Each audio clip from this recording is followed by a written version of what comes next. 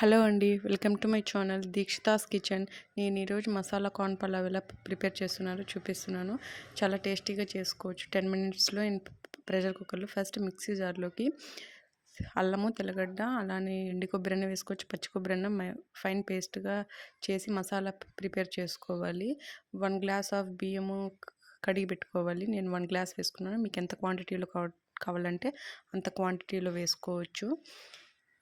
ఇది రైతాలోకి చాలా టేస్టీగా ఉంటుంది. దీంట్లోకి సూపర్ టేస్టీగా ఉంటుంది. 1 గ్లాస్ నానబెట్టుకోవాలి ఒక అరగంట ముందు. మీరు ఏ బియ్యం యూస్ చేసుకోవచ్చు.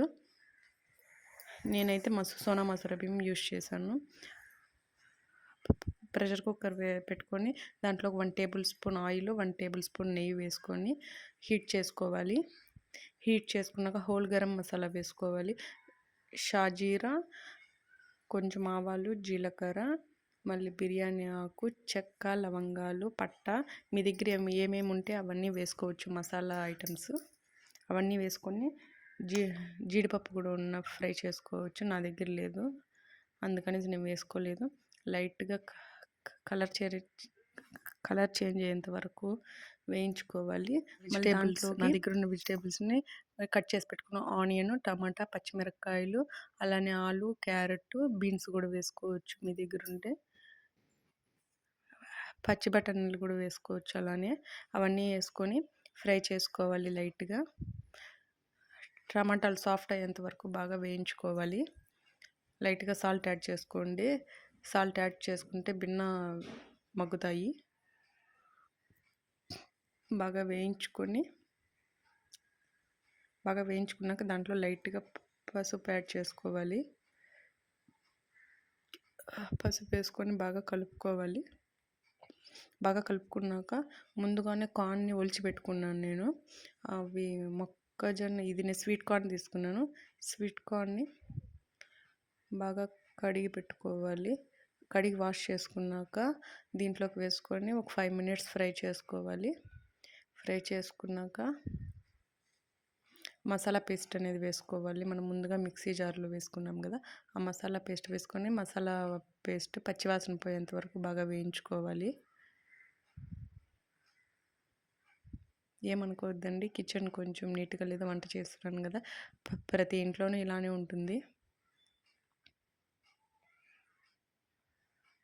చాలా టేస్టీగా ఉంటుంది ఈ రైస్ అనేది. ఈ పలావు సూపర్గా ఉంటుంది. కొంచెం కారము, లైట్గా 1 టేబుల్ స్పూన్ కారము, 1/2 టేబుల్ స్పూన్ ధనియాల పొడి, లైట్గా చికెన్ మసాలా 1/4 టేబుల్ స్పూన్ వేసుకొని బాగా కలుపుకోవాలి. గరం మసాలా ఉన్నా కానీ యాడ్ చేసుకోవచ్చు మీ దగ్గర.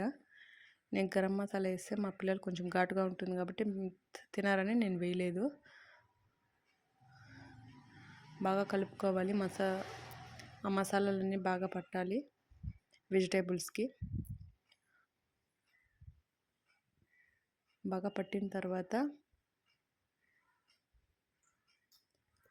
స్టవ్ సిమ్లోనే పెట్టుకోవాలి. ఇవంతా పట్టాలంటే స్టవ్ సిమ్లోనే పెట్టుకొని బాగా వేయించుకోవాలి.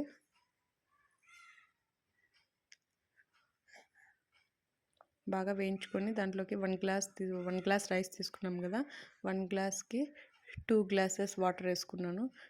2 గ్లాసెస్కి వాటర్ వేసుకొని కొంచెం నీళ్ళు మరిగేంత వరకు హై ఫ్లేమ్లో నీళ్ళు మరిగేంత వరకు ఉండాలి. దాంట్లోకి నేను కడిగి పెట్టుకున్న బియ్యము నీళ్ళు మరుగుతున్నప్పుడు 1 గ్లాస్ బియ్యము వేసుకొని బాగా కలుపుకున్నాను. కుక్కర్లో 3 విజిల్స్ వచ్చేంత వరకు నేర్చుకున్నాను. చూడండి ఎంత పలపలా వచ్చిందో రైస్ అనేది. ముద్దగా రాలేదు, చాలా టేస్టీగా వచ్చింది.